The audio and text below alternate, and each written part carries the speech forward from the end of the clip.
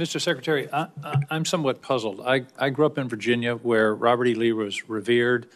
I think when I was a kid, his birthday was a school holiday. But as I grew older... This wasn't a debate. It was a takedown. Senator King cornered Pete Hegseth over rewriting military history. And learned more about American history, I learned that he fit the classic definition of a traitor. He took up arms against his country. He broke his oath as a member of the United States Army, which he took upon entering his career at West Point. Why are you going through these incredible gymnastics, finding current soldiers or other soldiers to rename? And you slipped a minute ago. You said we're returning these bases to their original names.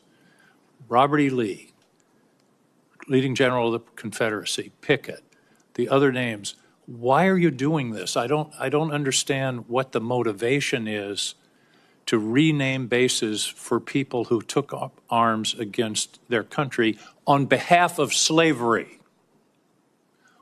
What possible motivation can there be for this? Who is telling you to do this? Who is urging you to do this?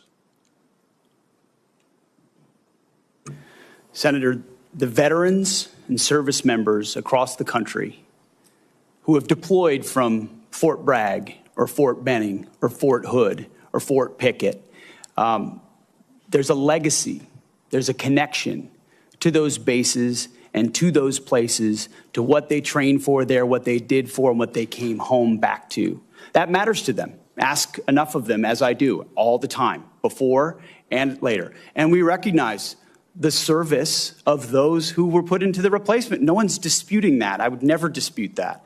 What we're looking at is erasing history, erasing names, erasing base names that service members are tied to. Talk to people that serve at Bragg. Ask people that serve at Fort Bragg or Fort Benning if they like the fact that the names have been returned. And to a man and to a woman, they will tell you, thank God we're back to Fort Bragg, and thank God and thankfully, because so many men and women in this country have served, there's a Benning and a Bragg and a Pickett and a Hood has a Silver Star or a Medal of Honor that we could rename the base to because of the limits of what Congress allowed us to do. So this is something we've been proud to do, something that's important for the morale of the Army, and those communities appreciate that we've returned it back to what it was instead of trying to play this game of erasing names. We're not erasing history, Mr. Secretary. We're recognizing history and recognizing that mistakes have been made in this country. The greatest of all was the Civil War, where people took up arms against their country on behalf of the institution of slavery.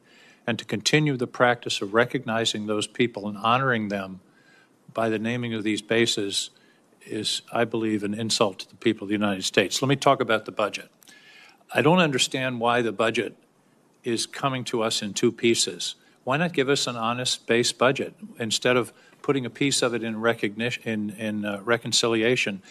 As I understand it, OMB is saying we're going to have a flat defense budget for the next 4 or 5 years. Are we planning reconciliation every year from now on? Why not give us an honest budget telling us what your priorities are, and then we can consider it. This committee always works in a bipartisan basis on a defense budget. We all want to see some increases in the defense budget, and yet you're giving us this this fake, here's a piece of the budget, here's another. You're cutting in the base budget, you're cutting shipbuilding in half and saying, well, we're going to make it up in reconciliation. Are we going to have reconciliation every year, which basically, by the way, puts a significant part, 10 or 15% of the defense budget in an wholly partisan decision-making process, whereas in the history of this committee, it's always been bipartisan. Why are we doing it this way? Senator, from our view, the budget number 961 meets the requirements and threats that we face. And that's not the number. The number is 892.6. You're adding reconciliation. That's my whole point. Why not give us a base budget of 961 or whatever the right number is, what you consider the right number, and then we can operate and make our decisions. Why do it in this bifurcated way that really is fooling the American people about what the defense budget is? We're not trying to fool anybody, sir. It's 2 bills, 1 budget. We're working with OMB, and we feel very comfortable with the number of $961 billion. Why don't you give us a straight-up budget for the Defense Department? That's my question. Senator, this is a straight-up budget for the Defense Department, and it's a It is 13% not. increase over what Joe Biden It is a gave us. two-part defense budget. Part of it is in reconciliation instead of in the budget that's being presented to this committee. This committee only has a partial review of the budget. I don't understand why we can't have an honest, straightforward budget instead of this son of Oko that you're putting over on us. Thank you, Mr. Chairman. Senator Scott. Thank you, Chairman. I want to thank each of you for being here, and I want to thank you for your dedication to the country, each of you. So, Secretary, so you talked a little bit in your opening statement about China. So this committee, we've basically outlawed the use of Chinese drones by our government and our military. We have the ability now going forward that we won't even license them in this country. Can you just talk about, the importance of making sure that our military, we don't have Chinese products, whether it's drones, we don't buy Chinese drugs for our military, we don't allow China to buy farmland close to our military bases, we don't allow them to be involved in our electrical grid, bring in despicable foods into our commissaries. Can you talk about the importance of that when they have a government that wants to destroy everybody in this room's way of life? You're correct in what you're describing, Senator. We need to get smarter, faster. And that's the kind of urgency that we feel in the Defense Department. Is there's been a lot of talk about prioritization and pivoting and recognizing the size and scale and scope of the Chinese threat. And then there's doing everything possible inside your decision cycle to include how you posture, how you procure, how you plan to ensure that it's not reliant in any way. You don't have Achilles heels in any part of the process, whether it's critical munitions or it's critical minerals or it's any number of our weapon systems. I mean, you've heard the president say, Golden Dome, his big signature priority for the defending the homeland will be American made, because we can't have systems like that dependent on what the Chinese could do about it later on. So we completely agree with you, and myself and the Deputy Secretary that's kind of an number one for us, is in making sure that what we source is sustainable. So if Communist China continues to build up their economy, do you think they'll continue to invest in their military?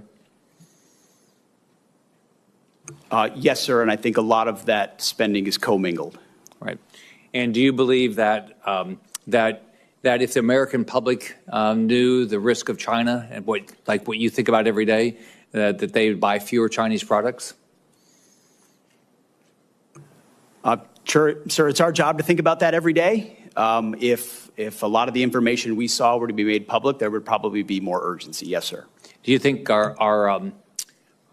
that we ought to be allowing Chinese companies to be able that support either the economy of China so they can build up a military, or companies that actually work with the Chinese military? Do you think they ought to be able to sell stocks in America? Senator, that's not really my lane, but I would say that the president is focused, especially through trade, on right-sizing a lot of those dynamics and making sure that American companies, American industries are protected and brought back to the United States. Okay. So whether it's Americans buying products that help China build their economy so they can build a military to try to defeat us, or whether it's buying Chinese drones or drugs or allowing them to buy farmland, you would recommend to the American public that we wake up and stop doing these things? Generally speaking, Senator, yes. Thank you. Senator Warren. Thank you, Mr. Chairman. So President Trump has deployed the National Guard and then the U.S. Marines to Los Angeles over the objections of state and local officials, saying that the troops are needed to support immigration detention operations that are being carried out by ICE. On Sunday night, the president threatened to deploy ICE agents to other cities around the country that he sees as, quote, the core of the Democrat power center, end quote, specifically mentioning Chicago and New York. Secretary Hegseth, if the president wanted to deploy Marines to Chicago and New York City like he did in Los Angeles, would you carry out that order even if the local governors and mayors objected? Well, Senator, because Governor Newsom was unwilling to address That's not my protecting question. federal law enforcement agents in Los Angeles, President Trump had all the authorities, and the Defense Department happily supported defending our ICE agents in the conduct of their job. They have the right, as Americans, to be able to do their job without being attacked by mobs. And we will protect them in that process. And if other states needed it, we would provide that. I know that you heard my question. So you would be willing to send troops if the president ordered it to Chicago, New York City? That's right. Well, thankfully, New York City, unlike California, unlike Gavin Newsom, is willing to step up and address the issue with their local law enforcement. I will take that as a yes. How about if the president says he wants to send troops to 15 cities? Would you be willing to do that? Senator, I don't accept your hypothetical because That's a hypothetical. Not a real That's one. the question. You're the Secretary of Defense. Would you send troops to 15 cities if the president said do it? Would you do it? 15 cities. Again, Senator, it's a complete hypothetical lacking any context Look, at all. You're the Secretary and I refuse of to box Defense. myself in based on You questioning can refuse, on a hypothetical. But you're here asking for $1 trillion, and I want to know how you're going to spend it.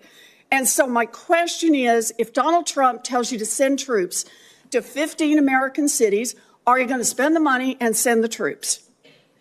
Thankfully, we're spending money on securing our southern border, a way the previous administration abandoned and allowed 21 million illegals to enter our country. So defending our homeland is a real serious priority under this administration, and we're doing it. I understand the question about defense. Secretary Hegseth, about 4,000 National Guard troops and 700 Marines have been sent to L.A. Is there a number of troops deployed to American cities over the objections of governors and mayors at which you would be concerned that we are undermining our national defense? Senator, we've spent 2 decades guarding other people's borders. We think at the Defense Department it's about time we shore up ours. So that's my question. Is there a number at which sending those troops to Los Angeles or Chicago or New York starts to undermine our ability to defend ourselves around the globe? Is there a number? Senator, we look at capabilities and readiness around the globe all the time, and we're quite satisfied with our capabilities to defend the homeland, and we'll provide more if and when it's necessary. So you are satisfied with our capabilities. Let me just ask, have you actually done the analysis and figured out how many troops you can deploy domestically before you start to undermine readiness around the world? Have you done that analysis? Yes, ma'am. Then would you let the rest of us in on it? We are the Senate Armed Services Committee, and you're here to ask for $1 trillion. What's the number? We've got contingencies and plans for any number of capabilities should governors be unable, as Gavin Newsom has been, to actually secure his own federal agents in their cities. How many troops can you deploy domestically before you start to cut into our readiness internationally? As I said, previous administrations deployed our National Guard all around the globe in numbers far beyond what we were capable of supporting. So limited contingencies inside the United States to protect federal law enforcement is doable. If the Supreme Court orders you to remove troops from American city streets, will you do so? Can you repeat the question, please? Yes. If the Supreme Court orders you to remove troops from American cities, will you do so? As I've said, Senator, I don't believe district courts should determine national security policy, but if the Supreme Court rules on a topic, we will abide by that. Okay. You know, during her press conference last week, Secretary Noem said, "We are staying here to liberate the city from its mayor and its governor, people who were elected by a majority of voters." Secretary Hegseth is saying he is ready to deploy more troops and won't tell us what the implications are for... Pete Hegseth walked in confident. Senator King shut that down fast, exposing a flip-flop on erasing military history.